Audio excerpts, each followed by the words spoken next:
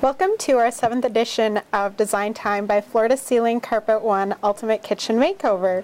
Today Fritz and I are going to be talking about the installation of our project. Katie, you see it gets pretty crowded and a lot of the subs will say, well, I don't want to come in until the plumber's done and the electrician's this and that. That just isn't allowable always. So we'll climb over each other. You see the guys are installing recessed cans and working on this electrical rough-in. It still looks messy, but it's coming together. Oh, definitely. It's making some good progress.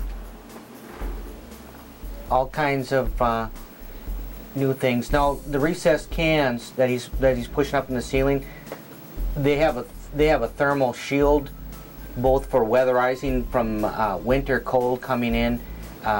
This is a remodeler style that fits into the sheetrock. Sure, new construction, those are put in ahead of time. Yeah, and then there will be a different bracket that holds them up. But the remodel application is it's usually a little trickier. Sure. Well, and here he is finding his centers for the recessed lights that are going above the island on our island on the floor. You know, basically all they had was that one fluorescent cloud before, and now they're going to have, you know, what is it, 6 or so cans? Yeah, here come the cabinets. Isn't this beautiful stuff? Oh, I love it. It's that hand-rubbed alder stain.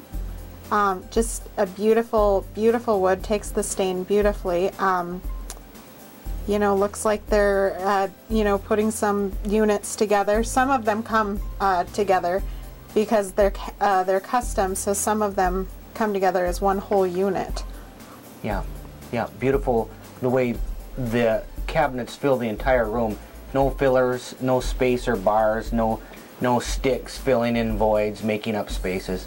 Just beautiful cabinets end to end. Exactly. It's just a great finished look, that's for sure. That's the cooktop area. Do you call this a European style, where I'm not seeing any frames around my doors and drawers? Well, technically it's not frameless. A frameless is what I guess I would consider mostly to be European, when there's absolutely no face frame. This is just a hinge with a full overlay, 1.25" overlay, so you see very little of the face frame. I like it. I do too. It's a really clean look.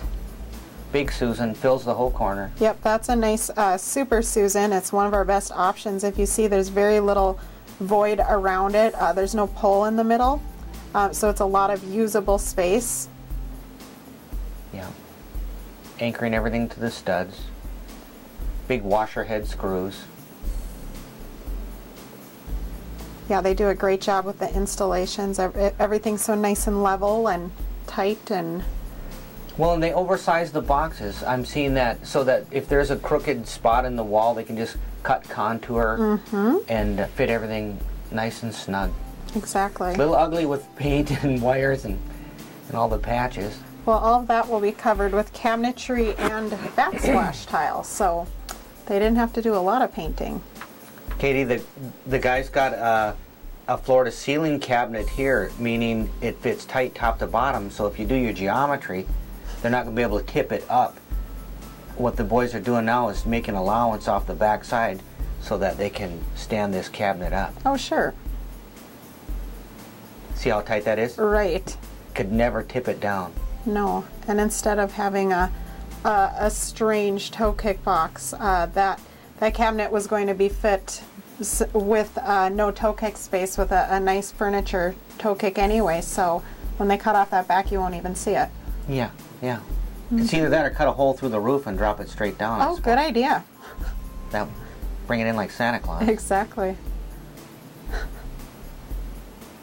Here it looks like they're just attaching it to the remaining cabinets on the side.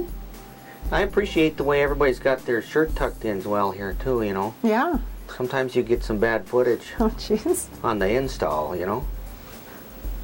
Well, I think they were conscious of that. Everybody knows they're being filmed. See, now what they did here, why it doesn't go right into the face frame, is because on all of our tall cabinets we try to make those deeper than the base cabinet so that the countertop has a nice return, so you don't have that funny countertop lip. Great, good plan. So this will be oversized, in depth, and then also the refrigerator cabinet Your to the right tall of the cooktop. units, Right. Your tall units come Right. past the 24-inch common base so that the overhang on the countertop doesn't stick past on the ends. Exactly. Now, this is an undermount sink, correct? Yes, this is an undermount. It's called an edge sink. It's stainless steel, 18 gauge, equal double bowl, mounted in laminate.